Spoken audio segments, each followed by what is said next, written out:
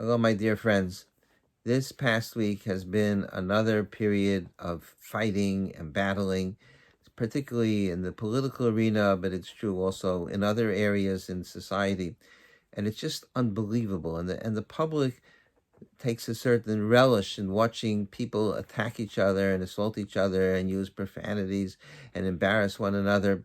If the public didn't enjoy it, then the newspapers and the media would not report on it. It would not be something that would draw people's attention. People would say, "This is disgusting. Why you keep on reporting on it?" The fact that it is so prominently displayed in the media demonstrates that it is a certain negative nature in people, that they enjoy watching these things play out. The one sport that I never understood is boxing. I cannot comprehend why two people would get into a ring with the intent of hurting each other as much as possible, throwing blows to each other, to the head and other parts of the body, with the ultimate goal of knocking the other person unconscious.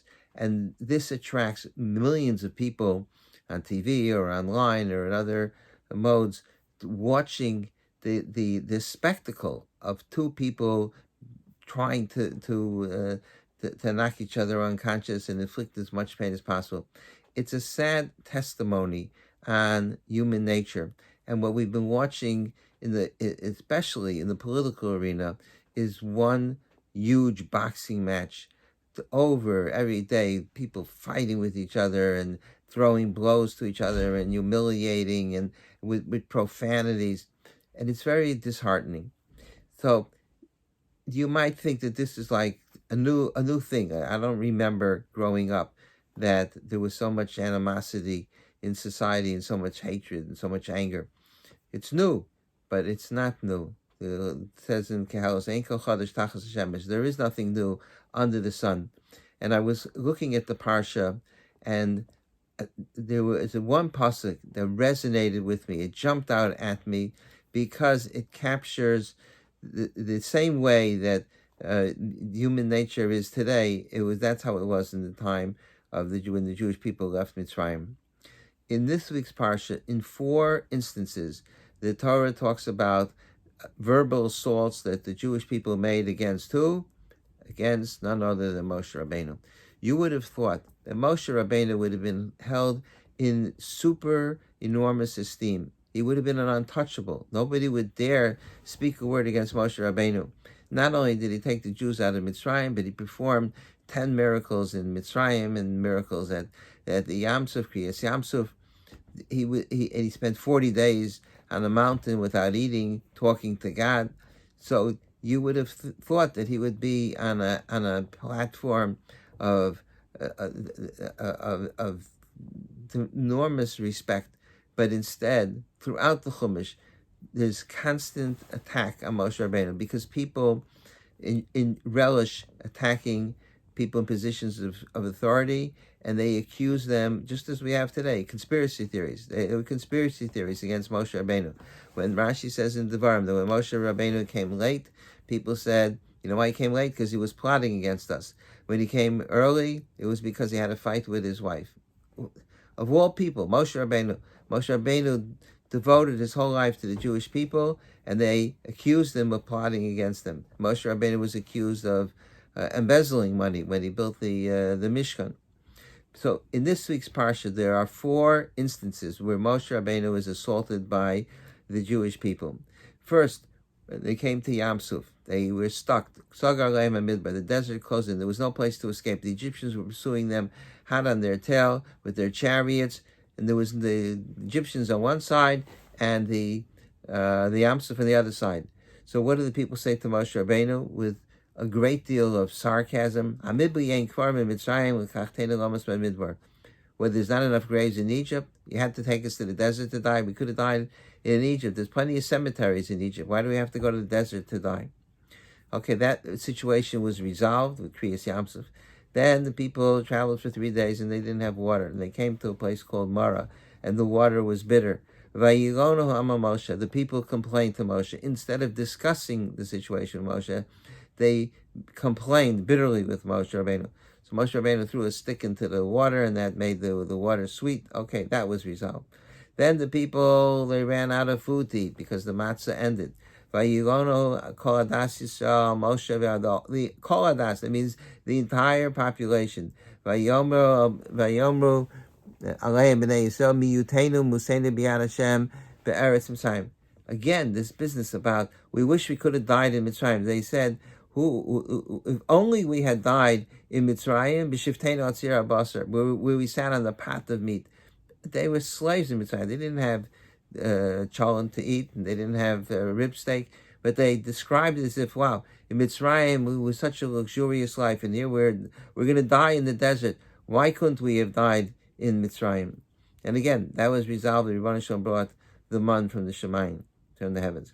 And then finally, fourth episode, they ran out of water once again.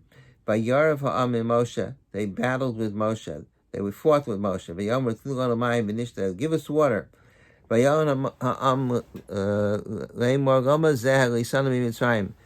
did you take us out of Mitzrayim? The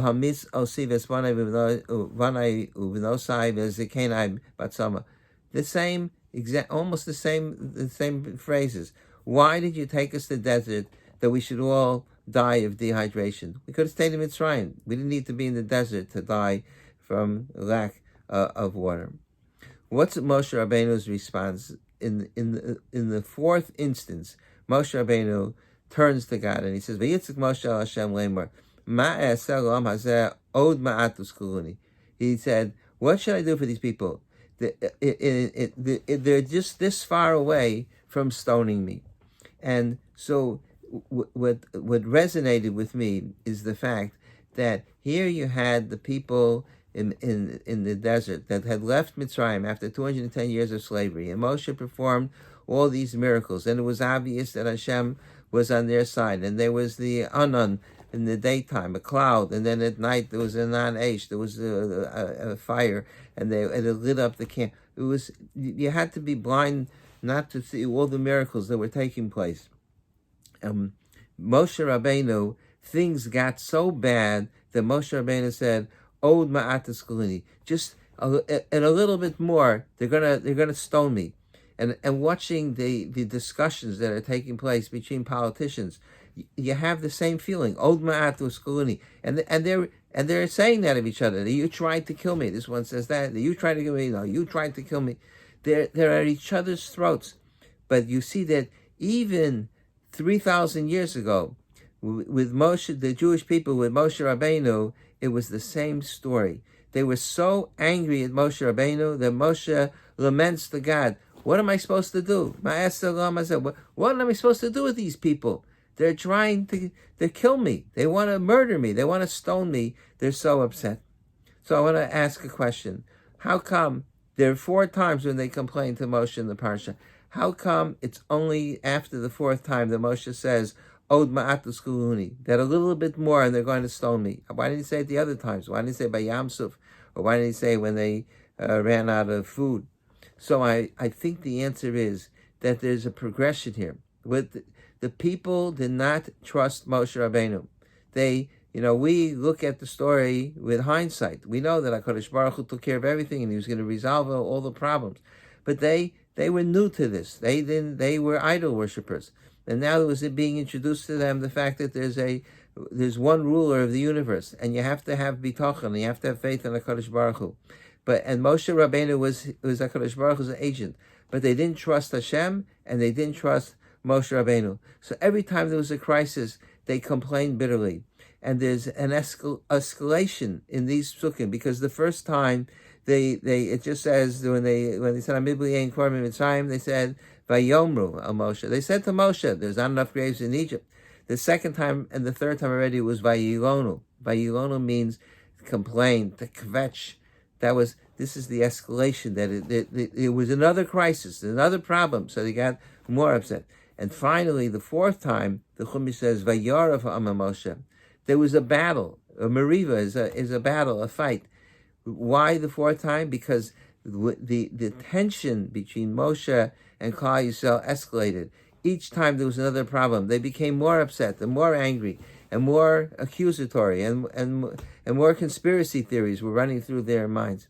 And that's why after the fourth time, it was so bad that Moshe said, Od ma'atus koluni, that they're going to kill me, they're going to murder me, these people. That's how bad the tension was. So it's not something new that's happening today.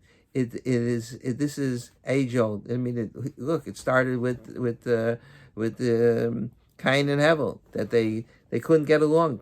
Only two people in the whole world, they couldn't get along. And Cain went and he murdered Hevel. Unbelievable. That has been, and then the Shvatim, they got angry at Yosef and they sold Yosef into slavery. It's been the entire history of mankind has been this type of behavior of Od Ma'at Uskaluni. So I have one further observation to make, and that is that HaKadosh Baruch Hu, what's HaKadosh Baruch Hu's response to Moshe Rabbeinu? He says, after Moshe said, what should I do with these people? Od Ma'at Uskaluni. And a little bit more, they're gonna stone me. What did Hashem say? Avor Lifnei Ha'am. Pass before the people. So Rashi says that Avor Lifnei Ha'am, and he was going to pass before the people, and he was going to hit the rock, and there was going to be water for them to drink from the be'er. So Rashi says, pass before the people. Why? You said that they're going to stone me. Stand in front of them. Let's see if they stone you. God says, why did you speak Lashon Hara against my people? Amazing. Here, Moshe Rabbeinu is worried that he's going to be stoned, and God says, why are you speaking Lashon Hara? So the point here is, I think, is that God is saying, Moshe, you're exaggerating. The people are not going to stone you. You're talking in hyperboles. That Od Ma'at Uskaluni. That's ridiculous. And I'll prove it to you. Go stand in front of the people. Let's see if anybody throws a stone at you. They won't.